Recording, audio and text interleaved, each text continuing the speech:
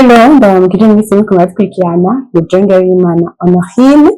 nkuko ubibona nje mu kiganiro tuyage ariko tuyage sindayikorana jenyene mba ndi kumwe n'uwo twashoboye kubategurira sujet ariko imbere yuko ndamwakira nagombanze ndabakire mwebwe muriko murankurikirana ndabasaba kugira j'aime commentaire hamwe na partage kugira ngo ikiganiro gishobore gushikira benshi bashoboka ikindi naco yuke kugira subscribe kugira ngo n'ikindi gihe uzoshobore kurikirana ibindi biganiro canke ibindi bikorwa bizogenda bica kumbonesha kure no repentance no heaven. So sije iravuga ngo ni gute wobaho utagendera ku vyiyumviro vy'abandi, ni gute wobaho utagendera ku mabwirire y'abandi bantu satana mu kibano sata abantu mugendana. So nkuko yabwiye rero ikiganiro tuyage sindacikorana DJ nyene mba ni kumwe no twashoboye kubategurira hamwe iyo sujet kugira ngo mushobore gutahura canke mushobore guhinduka bivanye n'ivyo muba murimwo mu buzima bwanyu canke bivanye n'ivyo muba mumazemwo igihe ugasanga ari ibintu utamenya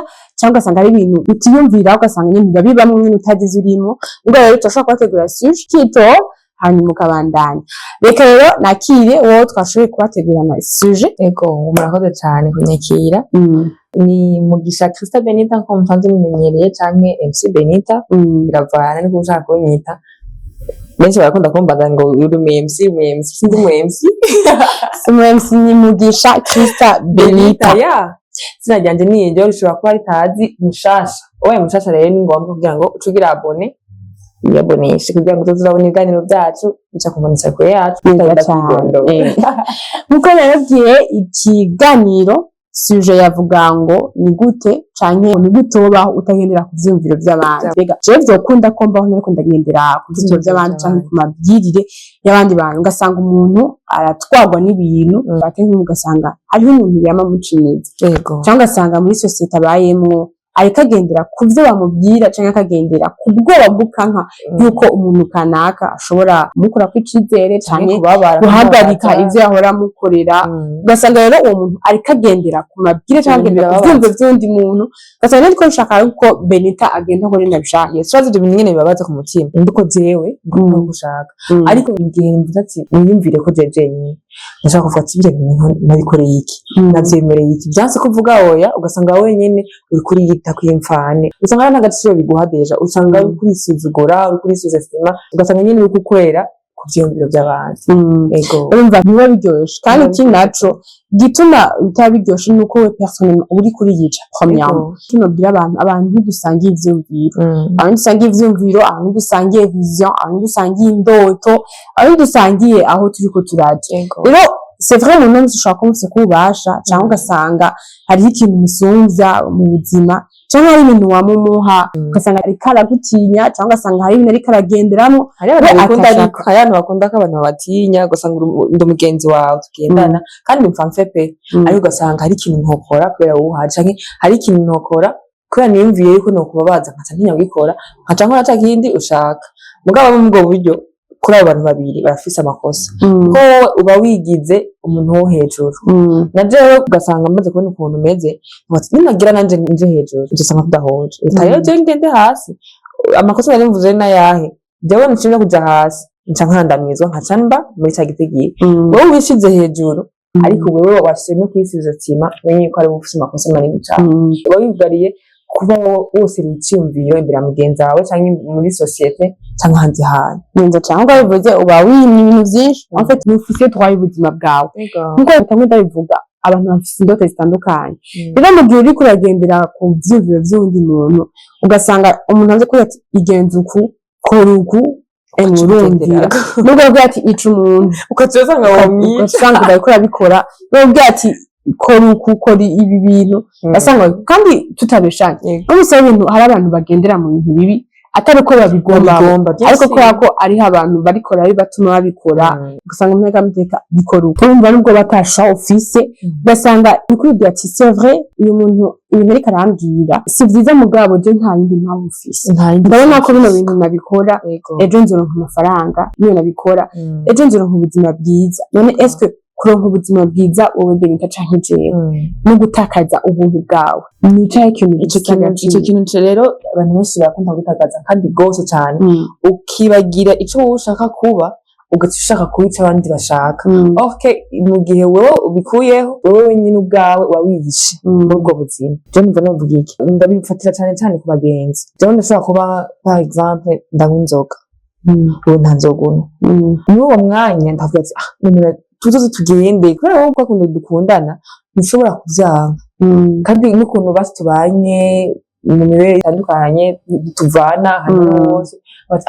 nkamwanyira Benita arashavura cyangwa nkamwanyira nzoba nishe ubugenzi bwacu ugatinya ko ubugenzi bwawe buhagarara hakubaka ikiri muri wewe ukatinya ko ubugenzi bwawe buhagarara hagutinya rero ubugenzi ko buhagarara ufumutinya ko ikiri muri wewe itakaza ikiri muri wewe ugasanga no musi uriko utakaza ibintu vyogufashije mu myaka iri imbere ugasanga uriko utakaza ibintu vyotumye uramba ugasanga utakaza ibintu vyotumye uba wewe ariko murabizi ati c'est vrai no musi umuntu aragusavye gukora ikintu arakwemereye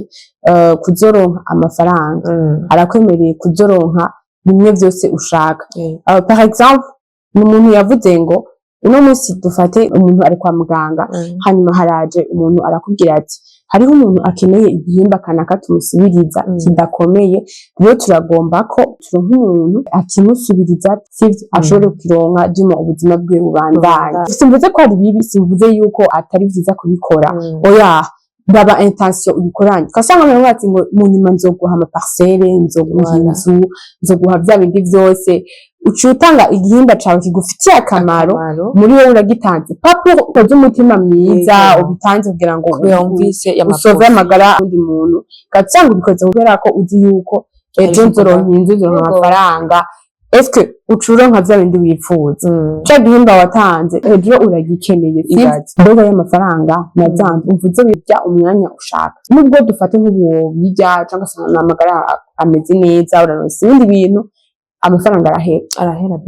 birahera akunda korana n'intanzi twige kumenya ngo nimba ndiko ndagendera ku vyimve vy'undi muntu no musi umuntu araje arambwiye ati ndiko ndategura iki kintu ndashaka ko twakora kino kintu kandi urabona ko ico kintu si ciza uwo muntu ntafise intention nziza ukacomera ukagikora azana amafaranga nducamba umutunzi ubutunzi burahera neza cyane amafaranga arahera ariko ubuntu ntibuhera bien sûr ikintu maze kubona ko ico kintu muri societe nyene tuba tubayemo mu byasanzwe ko n'ibintu bibaho aha tuganira ibintu bibiri rero ibintu bibaho maze kubibona ku bantu batagira shwa kuri bo ndabivuge muri ubu buryo jewe sinshobora guhitamo kugura kino kirato ono hino atanyemereye yes ntakuba rero ndakigure uwo vuga oya je nagikunze ukacucihoza donc muri ico gihe ntago ba bifitiye confiance deuxièmement ntago uba ufise shwa muri wewe ni muri cyagihe cyose ucubaho kubw'ibitekerezo by'abantu uko abandi bifuza kubaho niko ucubaho kandi urumva ko ari ibintu byinshi byeca mu buzima busanzwe ego neza cyane shavuga ngo ni kubaho utifitiye confiance sansa ivyo abantu bashobora kunze kubashikira canke abantu bamwe barabibamwe batabizi nuko nariko ndavuga ati kugendera ku vyimviro vy'umuntu birafise consequence ya mbere nuko wewe ubwawe usigara uba hatacizere ego none ibaze wa muntu niyo mwatandukanye zoca bigenda gute urumva yuko uzo gutakaje mu buzima bwawe rero ni byiza ko c'est vrai ivyumviro vy'abantu birakenewe mugerekana ko impanuro nziza ariko ntagutware wese agutware na wewe akwitware ndatwaye ivyumviro vya Benita natwaye afite ibintu vyiwe vyose ndabitwara aho birumva jewe mba ntwaye ubuzima bwawe bwose mu bisanzwe cyabibaze rero eske wa muntu niyo yagenda wa muntu niyo vyashikana tube tukiri kumwe mbega nzobigenza gute birakenewe nawe ko wimenya d'abord kamenya ati mbega jewe ndinde mbega jewe ni igiki nshobora gukora kamyama mbega jewe sinosanga nanje hari abantu nofasha mbega nanje sinosanga hari abantu nobera akarorero soit muri societe soit mu kibano canje ivyo niyo wavyumvirako bizogutuma nawe yumvira yuko sasifika uza ndagendera ku vyumviro vy'abantu sasifika abantu bose baza barantwara ingo ukora iki ijana umva ingo bigenza uku ukwiye kwigenza uku ukwiye kuvuga uku ugeze mu bantu uvuga uku en fait ku buryo yuko ugera n'ahantu sanje navuze gose aho tugakora akantu kubera kubwoba ariko ni vyiza yuko umenya wewe kandi iki naco nk'abantu babikora ivyo bintu n'ukuri umuntu kamwiganzira wese si vyiza bihagarike vrema niba ndavuga ati bose barafise amakosa mugabo kuri uyo muntu kandi aribona ariga aravuga ati uyu muntu vrema nta kintu na kimwe nomusaba hari igihe ushobora kuvuga ufise na bezo y'amahera wowe nyene jewe ndayafise kandi ndakoresha mugabo nari nambwiye ati shaka amahera ayana nubwo yoba ntafise yakwiye ayansavye nkayagurana jewe sinayakoresheje ngo ndayamuha uribaza rero nk'ibyo bintu babaje kuvuga mu gihe utangiye kuvyumvira utangiye kuvayo utangiye kwita uwundi muntu utangiye kwimenya uwo uriwe yes niyo bica utanga urabona uriko uragira evolution par exemple gatoya nka histoire jewe nari mfise umugenzi wanje nk'ivyo nayimvuze tukiri abana naramukunda gose cyane gose pe imisi yose nakura uniforme nzaja kumuraba namubwira ati none nawe uzikunda babasi mbona mwanya mfise ngurumva mba ndiko nije ntabwo mfise muri jewe nkora canke muhira sacrifice nemera nkayo iwe kandi hari kure yo muhira vraiment tous les jours hari genda bva muhira ntafunguye nkaja gufungura iwawe mugabo ndaraba ico kintu ndavuga ati none ndi ndamukunda kose gusumba canke ndamwishirako nca ndavuga ati rero kugira ngo ndabika nkunda nkuko ndamukunda reka mbiye kuja iwabo ico kintu rero niyo mpamvu ndakivuze igihe niyumvirira ko noheba kuja iwabo nagiye kubona rero mbona ati eske arankunda canke nankunda ndagenda kubitandukanya ariko mu gihe ntarabimenya vraiment ambwiye ati iyi mpunzi ndayitwaye yabikiye igihe atanagize kandi nkabona ati c'est bon n'umugenzi wanje ndayimye ubabara ubu nukuri ubu mu esclave vraiment uwo muntu ntago wigenga nta mahoro bufise donc sinzi ubu n'ikigo en fait nta liberté nta liberté kamwe mu bifitiye ubwawe kandi kinaco hariho ibintu udakora ibaze nk'ubu wewe waraheba umwanya wawe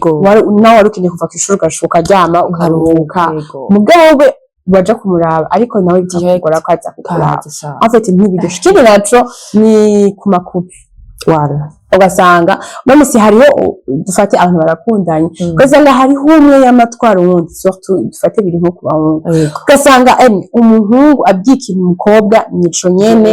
nta direct ati ikintu kirafise consequence ukabwira cyabugenda wowe guma wibaza nawe ukagukunda ibaze ashaka kuvuga ati kora uku genza uku kazamba nk'umuhungu dufate akora kabiri umuhungu akubujije ujya munsi y'isi yo kuyambara cyakintu nzarasa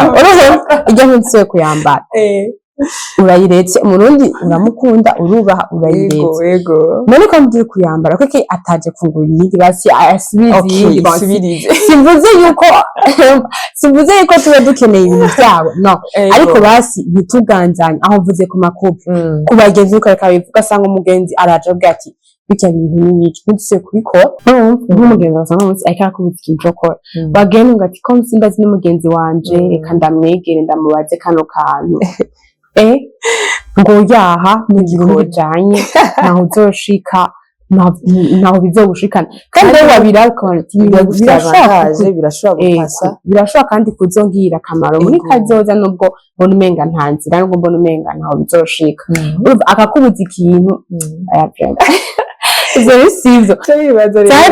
tureke amagenzi ugasanga ni umuntu agukuriye ugasanga niwe ariko arakwiyumvirira projet ariko arakwiyumvirira ivyo wokora kandi ugasanga ivyo bivuye mu mutwe bipasa hari ibindi bintu biriko urashaka gukora bikakugora cyangwa ugasanga nk'abavyeyi n'umunsi bariko barabera intambamyi abana babo mu gushitsa indoto zabo canke mu gushitsa passion zabo ugasanga uno munsi umwana ariko akura ashaka gukora ikintu dufate nk'akarero uno munsi umwana ariko akura ashaka gukina umupira mu bahungu ugasanga uno munsi umwana w'umukobwa agira utuntu nyine turi style ahubwo ugasanga ni umwana w'umustiliste ugasanga ashaka we kwibaza kuri ivyo passion yiwe ngo umuvyeyi umviriza ivyo bintu bigatuma uyoberwa hagarika ababona yuko bishobora gusamaza ariko wewe cakimiye kubuza nikikuvamo nimba ari passion yiwawe ntibihagarara uguma kidudubiza muri wewe mugabo bayo rero wa muntu ashobora intege gahera ugasanga ko gusumba inguvu bakakikuza burundu bigahera ugasanga abavyeyi aho hantu azohagabire cyane umuntu arashobora kuba afise ingabire ugasanga bariko arimuza neza atabereye magabo ugasanga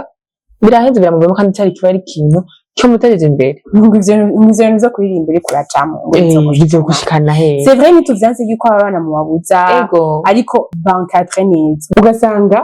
abavyeyi bose bariko babera intambamyi abana babo mu gukundana n'abantu bashaka canke mu kugira mariage n'abantu bashaka ugasanga bariko barakobwija gira mariage n'uyu muntu gira mariage murya muryango ntugire sawa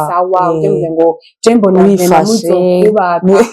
ikibazo kiri muzokubaka nubwo mwarubatse izanyu no musimeze neza cyangwa ugasanga ntizimeze neza mu kugira ubwoba ko umwana wawe azohava agwa muri byo waguyemo ugasanga uri kuramushyikiramo hari abavyeyi usanga bafise rezo n'abandi usanga bariko baraprofita kwico kintu nta rezo irimo aho reka ndakubwira aho bafise rezo hamwe arashobora kuvuga ati jewe hano narahakomerekeye sinshaka nanje ko umwana wanje azohakomerekeye ibaze homiyama mama wanje dufate par exemple yagiye ku mugabo yishingiye une exemple azica yifuza ko nanje nzocangira nishingiye ahubwo aravuga ati mwana wanje genda aho niho bafise izo ni impanuro nziza aho rero atagirira akazi ni hehe mwana wanje genda kumubwira muhungu wabo ari fise afise abakampuni dushira akazi nivyo rero ko ndavuga mwako rero nk'uno munsi umuvyeyi dufate yagize mariage n'umuhungu canke n'umuntu peut-être ubuzima ntibwari bumeze neza ugasanga umunyuma uwo muntu aramuhemukiye ugasanga ubuzima ariko arabamwo bubaye bubi akoze y'umuntu peut-être yahisemo ugasanga rero biko biratuma ubuzima butamera neza agaca ashaka koblije umukobwa wiwe urya muryango uratunze urafite amafaranga neza urya nyene canke bagiye bafite amatungo menshi c'est vrai warakomeretse ariko umwana wawe muha yandi machance mwigire binashobotse umwigishe vyiza ariko ntumuhitiremwo urugo kwa ku rugo rwawe nawe waragwihitiyemo ivyo birakunda no kuba ku bagenzi ugasanga bimwe tuko turavuga kare ugasanga umugenzi wawe ugiye kumubaza ngo ndongora uyu muhungu ngo barangwa no mukunda ngo barangwa twoberana ni wowe uzomukunda sibazo mukunda ashobora kugira jalousi avuga ati umuhungu komega yoberana je canke yoberana sikadamubuze kugira ngo duhombe twese ugasanga bahombe chance zawe numva ko atari ibintu byiza rero mu kwimunca make kugira ngo tumere nk'abaganira neza duhoza tutahozanye vraiment umaze kumva yuko atasha office mu bintu cyangwa imbere y'umugenzi wawe cyangwa muri social cyangwa handi ahantu hose uzohurira n'ico kibazo ukumva atasha office yo kuvuga oya ku kintu canke ego canke kumva yuko wowe nyine usere ucinzwe cyo wawe kikumvigwa atari ko ngureka nkora ikintu kugira ngo banshime canke kugira ngo banyumve bazumve neza ko andanje kugira umuntu muhanuza twase kugira ku mabwirire y'abantu kugendera ku buzima by'abandi ariko bibe ari bizima kandi ubona ko nawe hari ico bije kugufasha ubuzima bwawe so pour conclure rero je numva yuko twabwira abantu ariko baturikirana gendera kuri wewe ba wewe mu bisanzwe ba wewe hanyuma uko rero ndavuga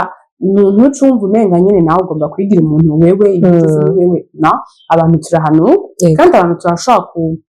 hanuza kugira abantu hanuje ubaha sefu umuntu ubone akubwiye ati kora iki kintu ukabona ni ciza